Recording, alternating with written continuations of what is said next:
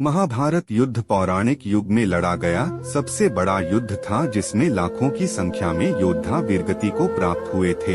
इस युद्ध की विभीषिका ने संपूर्ण भारतवर्ष को लगभग योद्धा विहीन कर दिया। कुरुक्षेत्र में भाग लेने वाले सभी योद्धा पुरुष थे, लेकिन दर्शकों, क्या आप जानते हैं कि युद्ध के बाद वीरगति को हुए सैनिकों की पत्नियों का क्या हुआ? आइए मिलकर जानते हैं क्या हुआ था महाभारत युद्ध के विधवाओं का। जब पांचों पांडव द्रौपदी के साथ वन की ओर चल पड़े, यह देख हस्तिनापुर की के निवासी भी उनके साथ देख पड़े। उन लोगों में वो विधवा स्त्रियां भी थी जिनके पति महाभारत के युद्ध में वीरगति को प्राप्त हुए थे। वन पहुंचकर पांचों पांडव उस आश्रम में गए जहां सभी निवास कर रहे थे। बांकी के हस्तिनापुर निवासी उसी आश्रम के आसपास निवास करने लगे।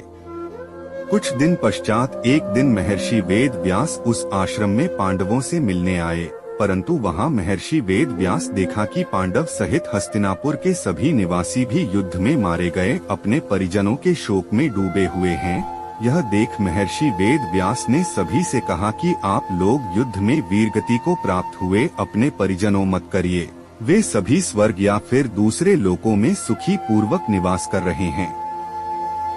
उसके बाद व्यास जी विधवाओं को समझाए। जिस आश्रम के आसपास सभी निवास कर रहे थे वह गंगा नदी के तट पर स्थित था।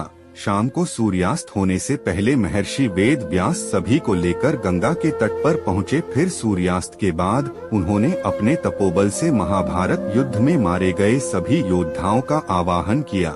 महर्षि के आवाहन से सभी योद्धा एक एक कर गंगा जल से बाहर निकलने लगे।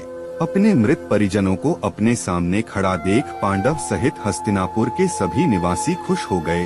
फिर सभी ने अपने परिजनों से बात की, तब जाकर उन्हें विश्वास हो गया कि उनके बंधु बांधव मृत्युलोक के सभी कष्टों से मुक्ति पाकर अपने अपने लोकों में प्रसन्नता पूर्वक निवास कर रहे हैं। तत्पश्चात सभी के मन जो अपने परिजनों के लिए शोक व्याप्त था वह समाप्त हो गया। विधवाओं का परलोक गमन। कुछ समय बाद युद्ध में मारे गए योद्धा एक एक कर गंगा जल में डुबकी लगाकर अदृश्य होने लगे।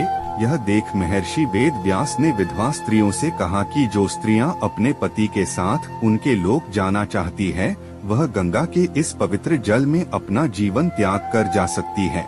महर्षि के इतना कहते ही सभी विधवा स्त्रियों ने गंगा के जल डुबकी लगाकर अपने जवान को त्याग दिया और सभी अपने